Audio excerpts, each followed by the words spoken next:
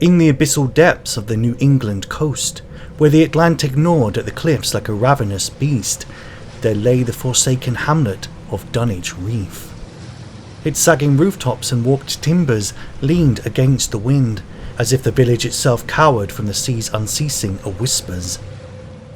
The inhabitants, gaunt, hollow-eyed fisherfolk, moved with a sluggish gait, their faces etched with an ancestral dread none dared name. For generations they had cast their nets into the churning waters, hauling up glistening bounties that shimmered with an unnatural iridescence. Yet beneath the waves, something older than the earth itself stirred, its mere presence a festering wound in the fabric of reality. The first omen came on a moonless night, when the tide withdrew farther than memory allowed, exposing a reef of jagged obsidian stone that pulsed faintly, as if alive. The villagers gathered at the shore, their lanterns casting feeble light upon the glistening surface. Shapes writhed within the rock, vague amorphous forms that deified geometry, their contours bending the mind toward madness. A fisherman, emboldened by rum, struck the stone with his gaff. The reef shuddered, and a low, resonant hum rose from the deep, vibrating through bone and marrow. The man fell, his eyes bleeding black ichor, his mouth stretched into a silent scream as his body convulsed and twisted into something no longer human. By dawn, the tide returned, swallowing the reef, but yet the hum lingered, a droning, inescapable pulse that seeped into the village's foundations. The livestock sickened first, their flesh sloughing off in wet, quivering clumps, revealing bones that bent at impossible angles. The crops withered, their stalks curling into spirals that mimicked the sigils carved into the cliffs by hands long decayed.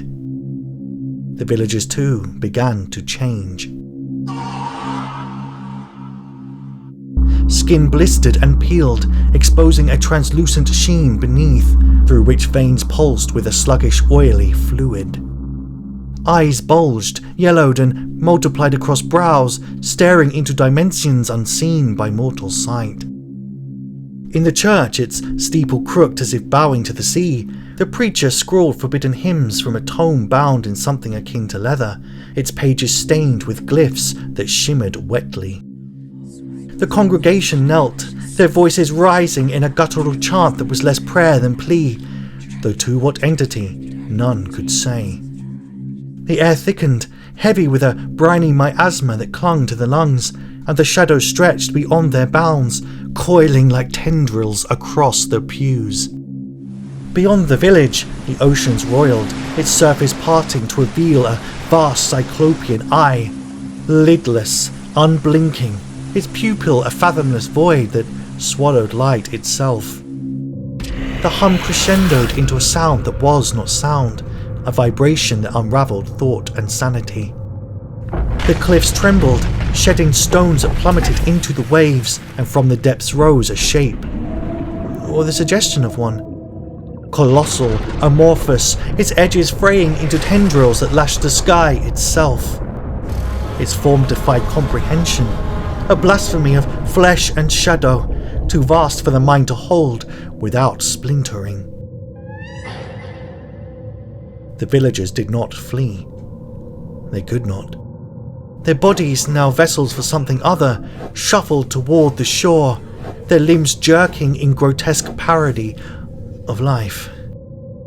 The thing in the sea did not speak, yet its will pressed upon them, an ancient hunger that had gnawed at the roots of the world since time's infancy.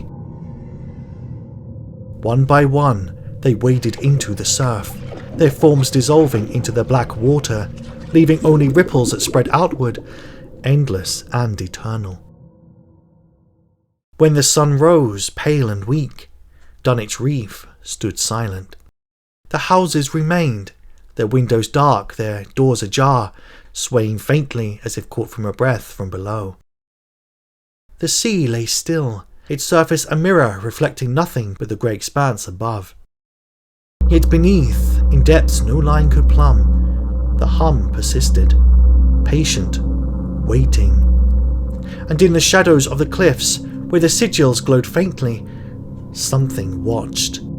Something that had always been, and indeed would always be, until the stars themselves guttered out in the cold, unfeeling dark.